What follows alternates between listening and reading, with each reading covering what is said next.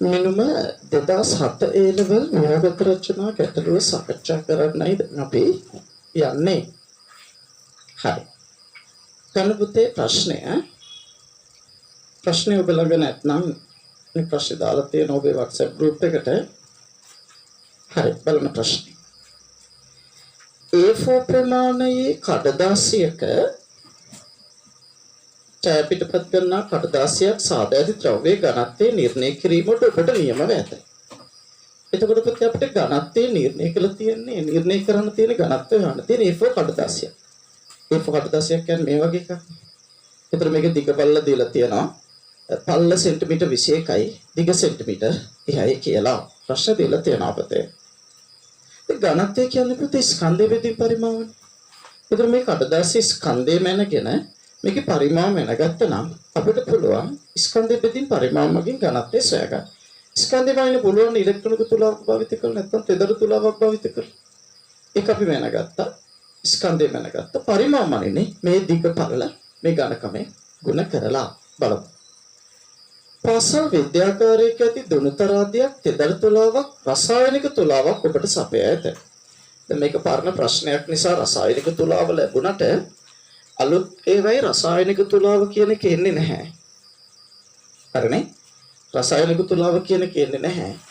ඒක ගොඩක් වෙලාවට මේක ඉලෙක්ට්‍රොනික තුලාවක් කරේ මොකක් කර කියන එක ලැබෙවි. හරිනේ? දුනුතරාදියක් තියෙනවා, තෙදර තුලාවක් තියෙනවා, රසායනික තුලාවක් තියෙනවලු. කඩදාසි ස්කන්ධයේ සිම්පල් නිර්ණය කිරීම සඳහා ඔබ තෝරා ගන්න ඉතාමත් සුදුසු මිනුම් උපකරණය. රසායනික තුලාව වර්තමානයේ භාවිත කරන්නේ නැහැ. දුනුතරාදියකින් කඩදාසි ස්කන්ධය මනින්න බෑ පුතේ. දුනුතරාදිය කියන්නේ මේක ලන එකක් නේ. ඒකෙන් භාවිත කරන්නේ අපි භාවිත කරන්නේ තෙදඬු තුලාව. තෙදර තුලාව දැක්කේ නැත්නම් කිසි ප්‍රශ්නයක් නැහැ. මට තෙදර තුලාවක් ඔයගලන්ට පෙන්නන්න පුළුවන්.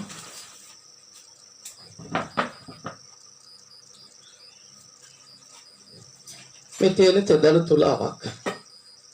මේකේ බාරයක් මගේ අතේ මේ වුණා. දැන් තියෙන මේ තෙදර තුලාවක්. තෙදර තුලාවකින් මිනුම් ගන්න කොහොමද කියලා අපි මිනුම පාඩමේදී කියලා දෙනවා, පැහැදිලි කරලා දෙනවා. මිනුම වීඩියෝස් වල. ඒ කියන්නේ YouTube වීඩියෝස් වල පැහැදිලි කරලා දෙනවා. ඒක නිසා කලබලයක් නැතුව ඉන්නේ. ඒවයි තේරුම් ගන්න හැකියාව තියෙනවා. හරි. මේ තෙදර තුලාව තමයි මෙතන හොඳම උපකරණය වෙන්නේ. හරි. එහෙනම් මේ කොටසට පිළිතුරු ලියා ගන්න. තෙදඬු තුලාව. තෙදර තුලාව තමයි මේකට හොඳම පිළිතුරු වෙන්නේ. හරි. ඊට පස්සේ කියනවා B කොටස. කඩදාසියේ පරිමාව නිර්ණය කිරීම සඳහා මිනුම් තුනක් ගත යුතු ඇත. එම එක් එක් මිනුම් ගැනීම සඳහා ඔබ භාවිත කරන ඉතාමත් සුදුසු හා ගැළපෙන උපකරණ පහක් දක්වන්න. කඩදාසියේ දිග L. මේ දිග L නේ. ඉතින් දිග ගන්න කවුද පුතේ? Metre rolling. වර්නියර් කැලිපර් මයික්‍රොස්කෝප් මාමනේ බෑනේ මීටර් රූලර්. එහෙනම් ලියන්න මීටර් රූලර්. L මීටර් රූලර් දෙක. කඩදාසියේ පල්ල කියන්නේ මේකනේ. ඉතින් මෙයා ගන්න මොකද භාවිත කරන්නේ? ඒත් අපි ගන්න මීටර් රූලර්. එකක් ලියන්න මීටර් රූලර්. කඩදාසි ඝනකම ඉතා කුඩායි. මොකෙන්ද ගන්න පුතේ? සාමාන්‍ය වර්නියර් කැලිපර් එක අවමිනුම දන්නවා 0.1 මිලිමීටර කියලා. නමුත් ඊටත් වඩා ඝනකම අඩු වෙන්න පුළුවන්. ඒ නිසා වඩාත් මන්ද වෙන උපකරණය තමයි මයික්‍රොමීටර් ස්ක්‍රූප්පු ආමානය. ඒක ලියා ගන්න මයික්‍රොමීටර් ස්ක්‍රූප්පු ආමානය. බබතේ C කොටස. කඩදාසිය සෑදීමට භාවිත කර ඇති ද්‍රව්‍ය ඝනත්වය D සඳහා ප්‍රකාශනයක් M L W සහ TS වලින් ලියා දක්වන්න. දැන් අපි දන්න පොතේ කඩදාසිය මෙහෙමනම් මේ වඳින්න ඕනේ නැහැ විභාගෙට. නමුත් අර විවරණයක් සඳහා මම පෙන්නනවා. මේ දිග L මේ පළල W සහ මෙතන ඝනකමකුත් තියෙනවා. මේ ඝනකමක් තියෙනවා. මේ ඝනකම තමයි පුතේ T කියලා කියන්නේ. ඝනකමනේ T කියලා කියන්නේ. මෙයාගේ ස්කන්ධයෙන් අපි දන්නවා ඉතින්. ඝනත්වය D කියලා කියන්නේ. ස්කන්ධයේ බෙදී පරිමාවනේ. පරිමාව කොහොමද? මේ දිග පළල වැඩි කිරීම ඝනකම. එතකොට එන පුතේ L W T. ඕකේ ලියා ගන්න. විභාග පේපර් එක මෙන්න මේ උත්තරේ විතරයි බලාපොරොත්තු වෙන්නේ. මේකට විතරයි ලකුණු ලබා දෙන්නේ. බලාපොරොත්තු වෙන්නේ මේක. ඉතින් මේක මම ඇන්දේ විවරණයක් සඳහා. ඇඳලම ලියා ගන්න විවරණයක් සඳහා. D කොටස කියනවා ඝනකම මැනීමේදී කඩදාසිය වෙනස් තැන් වලින් පාට අග කිහිපයක් ගැනීම වඩා යෝග්‍ය වේ. මේට හේතුව කොහොමද? පුතේ දැන් සාමාන්‍යයෙන් ඕනම මිනුමක් ගන්නකොට ඇයි මේ තැන් වලින් පාඨාංග කීපයක් කරගන්නේ? තැන් වලින් පාඨාංග කීපයක් කරගෙන මධ්‍යයන්නේ ගන්නේ මේ කඩදාසි ඝනකම ඒකාකාර නොවෙන්න පුළුවන්. කඩදාසියේ ඝනකම ඒකාකාර නොවුනොත් එක තැන් වල ඝනකම වෙනස් වෙනවා. එහෙනම් ඒකාකාර නොවිය හැකි නිසා අපි ස්ථාන කීපයකින් ඝනකම අරගෙන මධ්‍යයන්නේ ලබා ගන්න පුළුවන්. තව හේතුවක් තියෙනවා. දැන් මේ දිගට කියන්නේ විශාල මිනුමක්, පළල කියන්නේ විශාල මිනුමක්. නමුත් ඝනකම කියන්නේ ඊටා කුඩා මිනුමක්. ඒක නිසා ඝනකමේ සිදුවන දෝෂයක් මේ ප්‍රතිඵල කෙරෙහි සෑහෙන ලොකුවට බලපෑම් කරනවා. මොකද ඝනකම හරිම තනින් ගත්තේ නැති වුණොත් ප්‍රතිඵලයට ලොකු බලපෑමක් කරනවා. මොකද ඝනකම ඊටා කුඩා. ඒ කියන්නේ කුඩා එකක යම් ප්‍රමාණයක වෙනස් වීමක් පවා දැනෙනවා. නිසා මේකට හේතුව තමයි ලියා ගන්න උත්තරේදී කොටසට. මේකට හේතුව තමයි කඩදාසිය ඒකාකාර නොවීම. නැත්නම් ඝනකම ඒකාකාර නොවීම. හරි බලන්න ඊ කොටස බලන්න පුතේ. කඩදාසිය සෑදීමට භාවිත කර ඇති ආසරී එකයි. එලසා ටී මැනීම සඳහා වඩාත්ම යෝග්‍ය මින උපකරණ භාවිත කළ පසු ශිෂ්‍යයෙකු ලබාගත් අගයන් පහත දක්වා ඇත. එල් මනින්න කවුද යෝග්‍ය උපකරණේ? මේ දිග මනින්න ගත්තේ මීටර රූල. ඝනකම ගණන් ගත්තේ පුතේ මයික්‍රෝමීටර් ස්ක්‍රූ ප්‍රමාණය. හරි. ලබාගත් අගයන් දෙක තියෙනවා. එල් හා ටී හි මිනුමේ එක් භාගික දෝෂ සඳහන් කරා. ඉතින් එල් මිනුමේ භාගික දෝෂය අපි දන්න පුතේ භාගික දෝෂ කියන්නේ කවුද? උපරිම දෝෂයේ බෙදීම මිනුම ලෙස ගන්න සත්‍ය මිනුම. ඉතින් මෙතන ලබාගත් අගයන් දීලා තියෙන. ඉතින් එල්ගේ භාගික දෝෂය උපරිම දෝෂය මිලිමීටර 1යිනේ. ඇයි? මේ වගේ මිනු උපකරණයක උපරිම දෝෂය සමාන වෙන්නේ අවම මිනුමට. ඉතින් දිගමනින්න භාවිත කරේ මීටර රූලනේ. මීටර රූලේ අවම මිනුමට මිලිමීටර 1යි. එක බෙදන කෝගෙන්ද මෙයා සෙන්ටිමීටර් 30යි. සෙන්ටිමීටර් 30යි කියන්නේ මිලිමීටර් 300යි. එහෙනම් මෙතන භාග්‍ය දෝෂය වෙනවා 300යි. ලියන්න තුන මම ලියන්න වෙලාව දෙන්න. මේ E1 කොටසේ 1 2 ඝනකමේ භාග්‍ය දෝෂය පුතේ අවම මිනුම සාමාන්‍ය මයික්‍රෝමීටර් ස්කෝප් ප්‍රමාණය මිලිමීටර් 0.01යි. ඝනකමේ අගය තියලා තියෙනවා 0.15 මිලිමීටර කියලා. එතන අපිට මෙතන භාග්‍ය දෝෂය 1 බෙදීම 15යි. එතකොට මෙතන භාග්‍ය දෝෂය 301යි. මෙතන භාග්‍ය දෝෂය වෙන්නේ 15 එකයි. right ඔක හදාගන්න පුතේ. ඉක්මන් කර. ගන්න.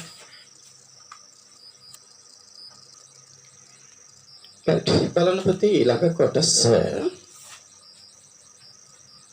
T භාගික දෝෂය L භාගික දෝෂයට සමාන කිරීම සඳහා අපිට කියනවා පුතේ දැන් මෙන්න මේ දෙන්නගේ භාගික දෝෂ අසමානයි.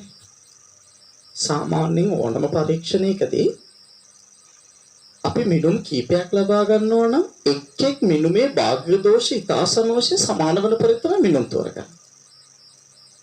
එතකොට පරීක්ෂණයේ ප්‍රතිඵල වඩා අර්ථාන්විතව වාර්තා කරන්න පුළුවන්.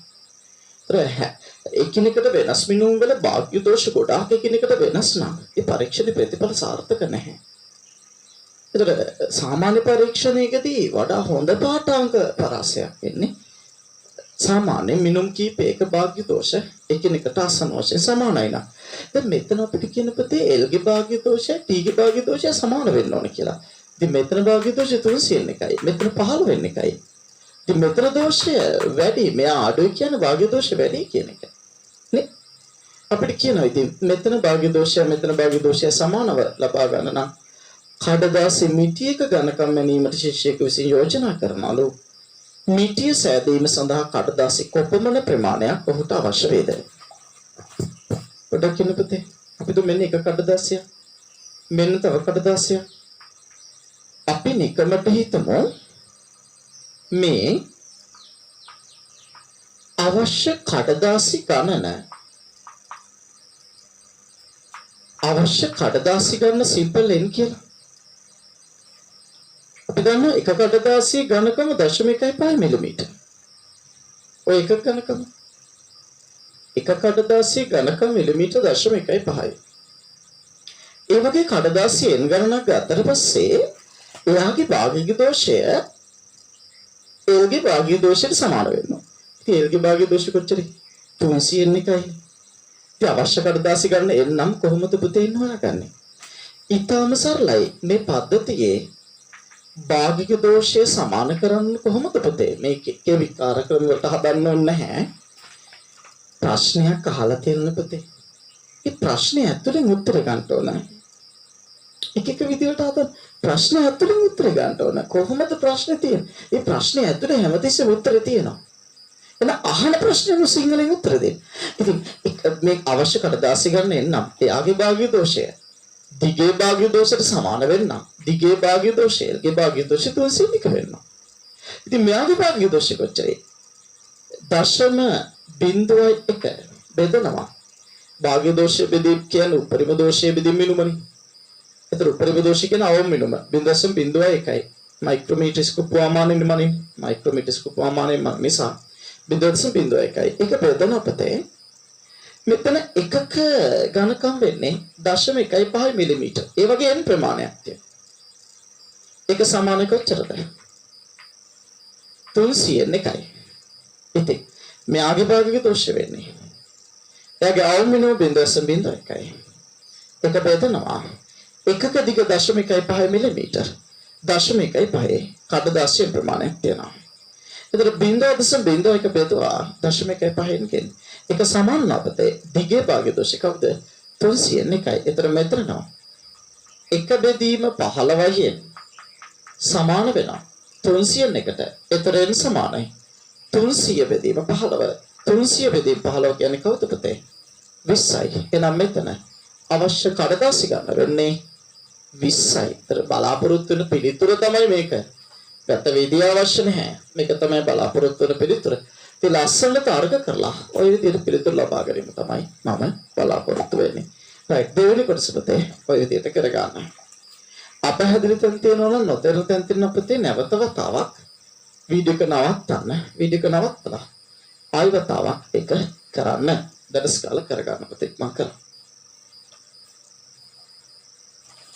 හරි වීඩියෝ එක නවත්තලා හදා ගන්න. බලන්න පුතේ F කොටස. මේක අවසාන කොටස පුතේ. බලන්නකෝ අවසාන කොටස. ඔය කොටසට ප්‍රශ්නෙට පිළිතුර ලබා ගන්න ඕන ප්‍රශ්නේ ඇතුලේ. පුතේ ප්‍රශ්නේ ඇතුලෙන් පිළිතුර මතු කරගන්නේ නැතුව ආයාසයෙන් ප්‍රශ්නෙට පිළිතුර ලබා ගන්න ගියොත් ඒක සංකීර්ණ වෙනවා. ප්‍රශ්නේ ඇතුලෙන් පිළිතුර ලබා ගන්නවා වෙනකොට පුතේ ප්‍රශ්නේ ඇතුලෙන් පිළිතුර ලබා ගන්නවා වෙනකොට ආයාසයෙන් පිළිතුර ගන්න ගියොත් ඒක සංකීර්ණ වෙනවා. ඒක නිසා ආයාසයෙන් පිළිතුර ගන්නවා වෙනකොට අපි ප්‍රශ්නේ ඇතුලෙන් පිළිතුර ලබා ගන්න. බලන්නකෝ. ව්‍යවහාරයේදී කියන්නේ සාමාන්‍ය ව්‍යවහාරයේදී භාවිතයේදී කඩදාසි වල ඝනකම් ගැනීම සඳහා GSM නම් ඒකකයක් භාවිත වේ. GSM කියන්නේ grams per square meter. ඒ කියන්නේ ප්‍රති වර්ග මීටර එකක ස්කන්ධය. එතකොට කඩදාසි තියෙන GSM 56. සාමාන්‍ය ඔබේ කොපි පොත්වල කඩදාසි වල GSM වගේ 56න් print කරන්නේ. දැන් මේ වගේ ටියුට් එකක් print කරන්න ප්‍රති GSM 60න්. අපි අර අපේ පොත් නිර්මාණය කරන්නේ පොතක් print කරන්නේ.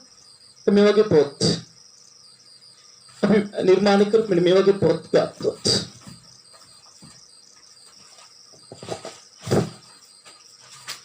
මේ වගේ පොතක් හදන්නේ 70 GSM වලින්. මේක මේ යාන්ත්‍ර විද්‍යාව සහ දෝලන හතරක බහුවර්ණ විවරණ පොත. 70 GSM වලින්. ඒ වගේ. එතකොට ඒ GSM එක කියලා කියන්නේ grams per square meter. කියන්නේ වර්ග මීටර එකක ස්කන්ධය කියන එක. හරි. අපිට කියනවා හරිනේ GSM නම් ඒකකයක් භාවිත වෙයි. ඊට පස්සේ අපිට කියනවා GSM යන්නේ කියවෙන්නේ වර්ග මීටරයට ග්‍රෑම් යන්නේ.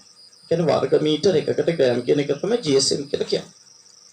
එනම් ඇති කඩදාසියක වර්ග මීටර එකක වර්ගඵලක ස්කන්ධය හරින එක දීලා තියෙනවා. ඉහත A හා B ග්‍රෑම් වලින්ද. ඒ කියන්නේ පුතේ GSM අගය වෙන්න නම් හොඳට බලන්න. GSM මගේ වෙල් කියන්නේ පුතේ වර්ග මීටර එකක. ඒතර දිග මීටර එකක් වෙන්න ඕන. පළල මීටර එකක් වෙන්න ඕන. එයාගේ ස්කන්ධයේ ග්‍රෑම් වලින් ගත්තොත් ඔන්න පුතේ ඒක ලැබෙනවා. ඒක තමයි GSM මගේ කියලා කියන්නේ. අපිට කියනවා A හා B m ග්‍රෑම් වලින්ද. එතකොට A හා B පුතේ සිම්පල් m වල තියෙන ග්‍රෑම් වලින්. L හා W සෙන්ටිමීටර. L වල තියෙන සෙන්ටිමීටර වලින්. W වල තියෙන පුතේ සෙන්ටිමීටර වලින්. උපකල්පනය කර කඩදාසියේ GSM මගේ සඳහා ප්‍රකාශනය. ඉතින් තාම සරලයිනේ පුතේ GSM මගේ ගන්න m ග්‍රෑම් වලින් තියෙනවා. හරි m ග්‍රෑම් වලින් අපි තියනවනේ. L සෙන්ටිමීටර වලින් තියන්නේ. එහෙනම් මීටර කරන්නේ මොකද කරන්නේ? L වැඩි කිරීම 10 මීටර. සෙන්ටිමීටර මීටර කරන් 10 වැඩි කරනවා. W සෙන්ටිමීටර වලින්. එන සෙන්ටිමීටර මීටර කරන් පුතේ 10 වැඩි කරනවා. එහෙනම් මෙන්න GSM මගේ මේවා සටහන් කරලා තියෙන පුතේ මේ විවරණයක් සඳහා. ඒ වෙනදු ප්‍රශ්න පිළිතුර නෙවෙයි. ඉතින් මෙතන GSM අගය වෙන්නේ ස්කන්ධය බෙදීම පරිමාවනේ.